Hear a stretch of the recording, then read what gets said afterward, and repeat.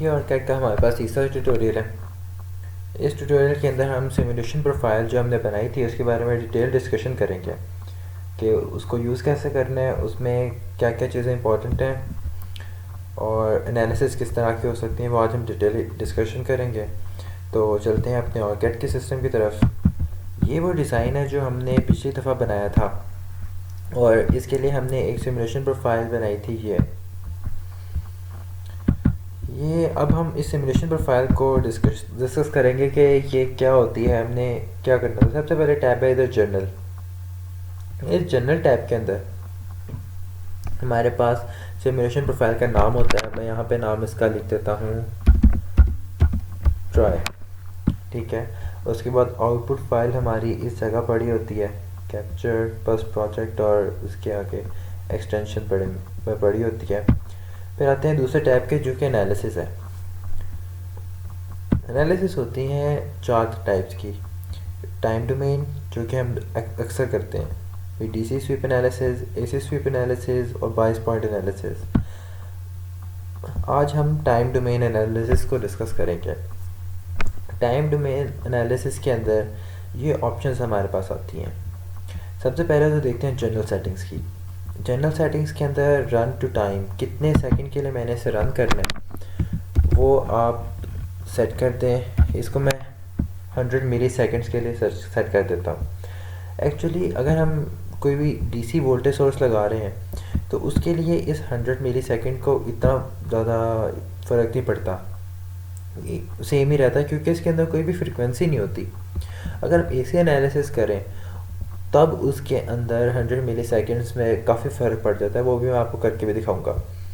उसके बाद start saving data after, कितने सेकंड्स के बाद वो डेटा स्टोर करने लग जाए। यानी कि अगर आपके पास कोई एक्सपोनेंशियल राइज करने वाला कोई टूल है, कोई भी एक पार्ट है जो कि एक्सपोनेंशियली राइज करता है, तो आप चाहते हैं कि जो एक्सपोनेंशियल पार्ट है वो इग्नोर हो जाए और उसके बाद जो रीडिंग आए वो आप उसे आप अपनी स्क्रीन पे देखें, इस स्कीमेटिक इस स्क्रीन पे देखें। तो उसके लिए ये होता है कि कितने सेकंड्स के बाद आप चाहते हैं। उसके बाद स्टेप साइज़ आ जाता है। ये भी वही इसे एनालिसिस के लिए कि स्टेप साइज़ कितने सेकंड्स का रखना है। अमूमन ज़्यादातर ये 100 माइक्रो सेकंड्स का होता है और इससे काफ़ी होता है, हमारी जो वेवफॉर्म है इससे स्मूथ हो जाती है इस स्टेप साइज से, क्योंकि ये स्टेप जो हमारी वेवफॉर्म है उसको 100 माइक्रो सेकंड्स में तोड़ तोड़ के हमारे पास देता है। तो जब तोड़ तोड़ के देता है तो 100 माइक्रो सेकंड्स एक स्मूथ से कर्व बनाते हैं, ये इसलिए होता है। उसके बाद दूसरे पे आ जाते हैं। इसके बारे में आपको कुछ भी परेशान होने की ज़रूरत नहीं, क्योंकि ये कभी भी यूज़ नहीं करते। असल में ये होता है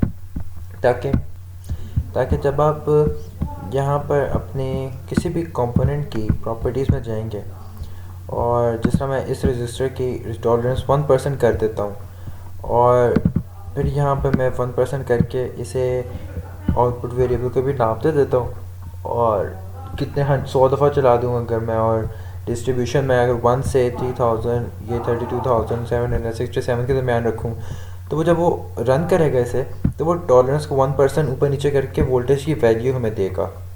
मोंटे कार्लो इसलिए यूज़ होता है। उसके बाद आते हैं अपने पैरामीट्रिक स्वीप की तरफ, कि मतलब अगर मैं किसी भी कंपोनेंट के चाहता हूँ कि मेरे पास यहाँ से लेके यहाँ तक वोल्टेज पे मेरे पास वैल्यूज़ आएँ और वो इंक्रीज़ करे वोल्टेज, तो उसके लिए ये होता है, वो आगे देखेंगे एनालिसिस के अंदर, स्वीप एनालिसिस में।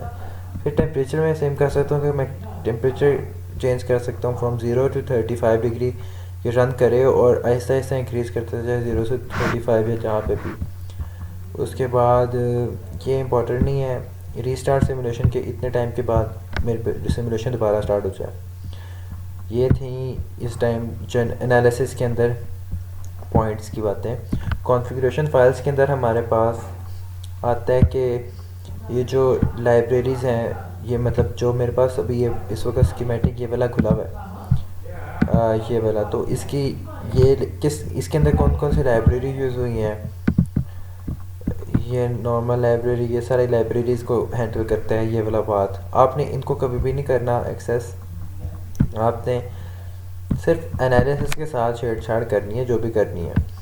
उसके बाद आते हैं ऑप्शंस की तरफ। ऑप्शंस में बहुत ज़्यादा मज़ेदार चीज़ें हैं कि मैं कॉन्स्टेंटली अपने टेम्परेचर को, अभी 27 डिग्री सेल्सियस रखा हुआ है, इसको मैं 200 पे रन कर सकता हूँ, 500 पे कर सकता हूँ, और फिर मैं देख सकता हूँ कि क्या अफेक्ट होगा इसका, जिस तरह रियल लाइफ में अफेक्ट होता है।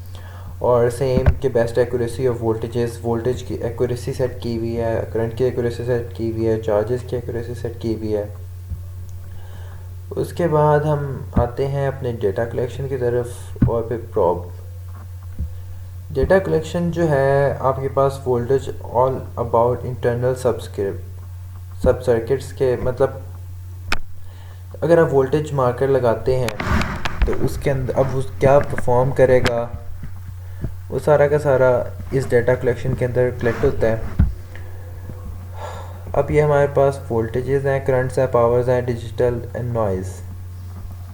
अब आप देखें यहाँ पर, ये हमारे पास वोल्टेज मार्कर है, ये करंट मार्कर है, ये पावर मार्कर है, और फिर ये डिजिटली ये हम देख सकते हैं वोल्टेज, करंट और वाट, कितने वाट है। ये सारा डेटा कलेक्शन के अंदर सारा हैंडल होता है। फिर प्रॉप विंडो है। अब ये जब प्रोफाइल हम ओपन करते हैं तो एक प्रॉप से विंडो को हम यहाँ से खोल सकते हैं। अब प्रॉप विंडो होती क्या है, आपको याद होगा जब भी हम कोई ना कोई सर्किट को रन करते हैं तो हमारे पास एक विंडो से खुलती है ये वाली, जिसके अंदर प्रॉप की जो जहाँ पे प्रॉप लगा होता है उसकी रीडिंग आती है। इस विंडो को हम कहते हैं प्रॉप विंडो। यहाँ से प्रॉप विंडो को कंट्रोल कर सकते हैं। और एनालिसिस, अब मैं आपको इसकी एसी वोल्टेज सोर्स लगाकर इसकी एनालिसिस करके दिखाता हूँ, ताकि आपको पता चले कि ये और स्टेप साइज से क्या फ़र्क पड़ता है।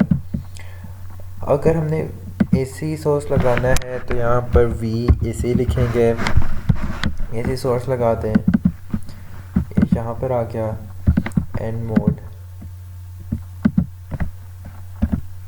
ये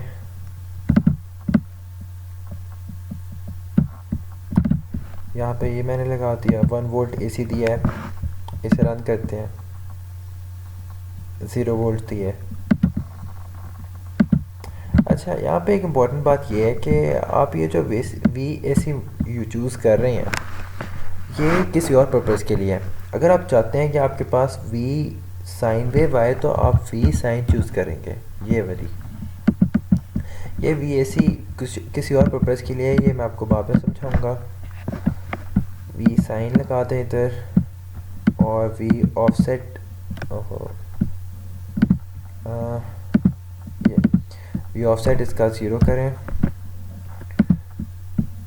वी एम्पलीट्यूड 5 वोल्ट्स रख लें, फ्रीक्वेंसी 1K रख लें, और एसी भी 0 करें। ये भी मैं आपको बाद में बताऊँगा ये एसी मैंने 0 क्यों किया। अच्छा, अब इसे रन करते हैं। अब ये देखें आपके पास साइन वेव आ गई है फ्रॉम ये। अब इसको रीड कर लें, 6 वोल्ट्स के करीब ही आई है साइन वेव। अच्छा, अगर अब मैं इस अपनी से यहाँ से भी मैं खोल सकता हूँ, उसको एक्सेस कर सकता हूँ सिमुलेशन प्रोफाइल को। अगर मैं इसको 1000 कर दूँ तो देखें क्या असर होता है। इधर ये भी रन का बटन है, बहुत ज़्यादा कंजस्टेड हो गई है क्योंकि 1000 मिली सेकेंड के लिए चला है। तो और जाहिर सी बात है कि अगर 1000 मिली सेकेंड के लिए चला तो और ज़्यादा इसमें वेव्स आएंगी इतनी सी विंडो के अंदर, प्रॉप विंडो में। तो इसको मैं अगर माइक्रो कर दूँ तो अब आराम से ये एक वेव आई है सिर्फ। तो ये होता है इसका फ़र्क। और अगर हमारे पास कोई वेव बहुत ख़राब है तो हम स्टेप साइज़ बहुत इंक्रीज़ करके, जो कि टाइम 100 माइक्रो के करीब ही मुँह में रखें इसे, और फिर ये देखें, क्योंकि ये वेव बिल्कुल स्मूथ थी तो इस पर कोई फ़र्क नहीं पड़ा। अगर वेव कुछ ख़राब होगी तो वो उस वेव को स्मूथ कर देगा। तो ये था इस ट्यूटोरियल के लिए हमने समझा इस पूरे पैनल को। अब इसकी एनालिसिस हम अगले में देखते हैं कि हम इसकी कौन कौन सी एनालिसिस कर सकते हैं।